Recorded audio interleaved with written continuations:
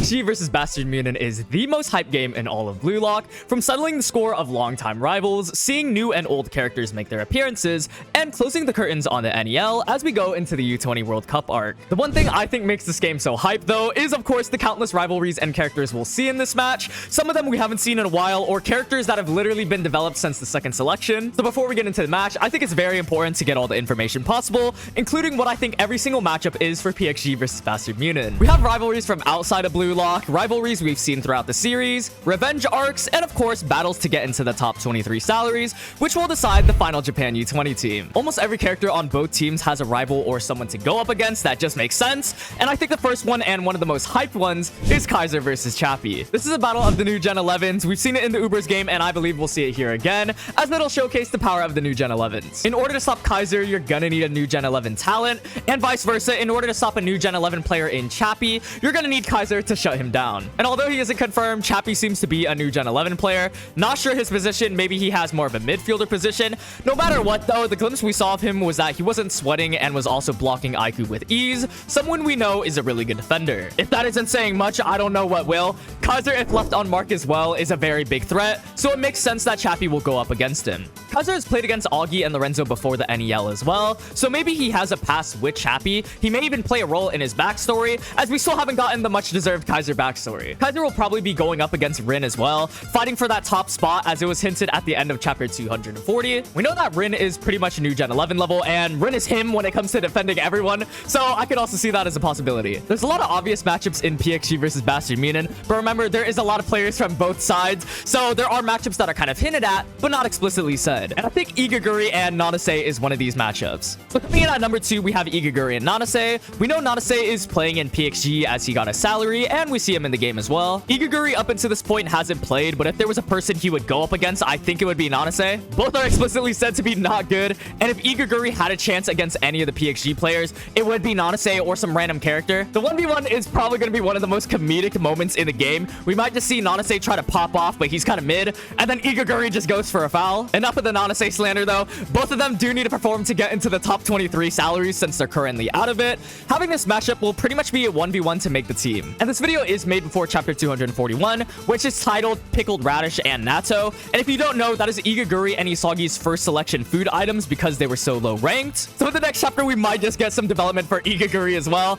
I don't know how they're gonna do it, but he is an important character and I don't think they'll write him off. Igaguri might just found someone who's super important and that might just give him the salary. I'm praying for the boy Monk, but I do think he'll make it. We've always seen rivalries in BLUELOCK, but the next one is gonna be a rivalry from outside of BLUELOCK. With both of them being super buffed going into this match, it's gonna be a good fight. Of course, I'm talking about Hiori and Karasu. Hiori and Karasu have a past together, being on the same team. Karasu playing a big role in Hiori's development and backstory as well. They also understand the way each other plays, as seen in the third selection, but going into this match, both characters I think have major drastic differences. We know Hiori's changed when we all read Hiori Lock. He wants to become a striker now, produce his own goals, and he was also beating Uber's players super easily. With metavision on top of all his other skills like passing and dribbling, Hiori is one of the more underrated players that can make a huge impact on this game. For Karasu, it's kind of a different case. We don't know too much about Karasu, but we can make some assumptions here. We know Karasu is an analyst and one of the best brains when it comes to BLUELOCK, so I'm assuming he gets metavision. He's also one of the players that actively uses his eyes when playing, so it does make sense as well. And currently he has a 24 million salary, higher than his previous one, so we know that he's playing or he isn't benched. He's good at keeping people at bay, as we see with Isagi in the third selection, and his role in the U20 was to try and stop Sai.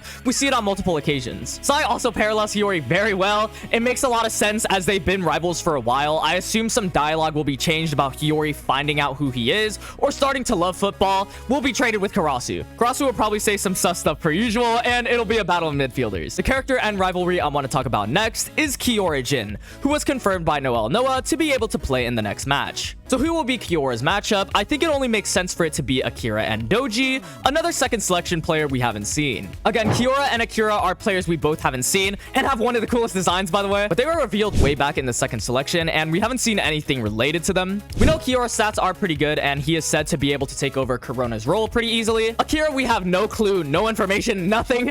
We just know that he was a second select clear who was pretty decent. He ranked 59th, and I think it does make sense to put two characters we haven't seen against each other. They can show off their abilities or weapons this way, and it's another one of those matchups to fight for a top 23 spot, so the stakes are pretty high with this 1v1. I think it's pretty cool since we haven't seen any of the second selection players, to be honest, and we know know they are playing as seen with Hiragi, another second select player who played on Manshine and just got a salary. Maybe they'll get the Corona treatment and play a bigger role in the series. It also just mixes up the top 23, so I think that'll be that. The fifth matchup I think will be characters that are pretty similar. Of course, I'm talking about Raichi and Tokimitsu. Both have really good stamina, really good physiques, and I assume they're both defenders. I'm not entirely sure about Tokimitsu, but they parallel each other pretty well. Raichi, a loud player against the shy Tokimitsu. Both of them got development as well and are currently in the salary rankings.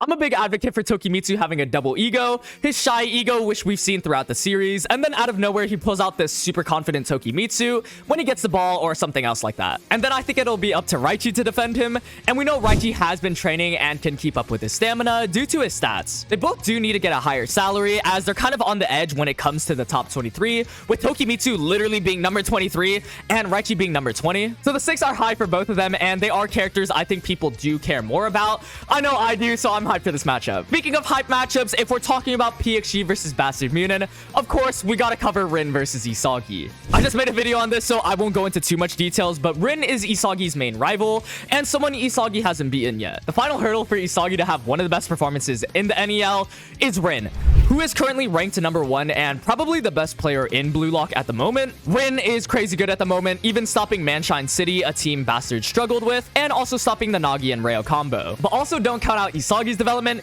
as he has a week break to watch the games, understand what's going on, and learn what to do better, and he will also get buffed during this downtime. I 100% know it. His physical stats improved by 6 going into the Ubers game, and since PXG is his last game in the NEL, I do believe he'll improve his stats a lot more as well. Isagi has also been growing at an extremely fast rate, even beating Kaiser in the Ubers game, so I do think he has a fair chance of beating Rin here. Coming in at number 7, of course, is the Master Strikers duel of Julian Loki and Noel Noah. We've always seen the Master Strikers duke it out, and it's no different here. I'm super excited to see Loki again, especially since he'll be going against the number 1 in Noel Noah. His speed, the fact that he steamrolled BLUELOCK during the World 5 game, and he's a pretty humble character, makes him one of my favorite pros. Take all that young talent and put it against Noel Noah and his god-given talent of being ambidextrous, and you got one of the best battles in BLUELOCK. I don't think any of them will score here, but they'll play a crucial role in controlling the tides of the game or be another obstacle for our characters. Isagi, for example, will have to learn how to stop absolute weapons like Loki, kind of like how he came up with a plan to counter Snuffy. Vice versa with PXG, they'll have to come up with a plan to stop Noel Noah.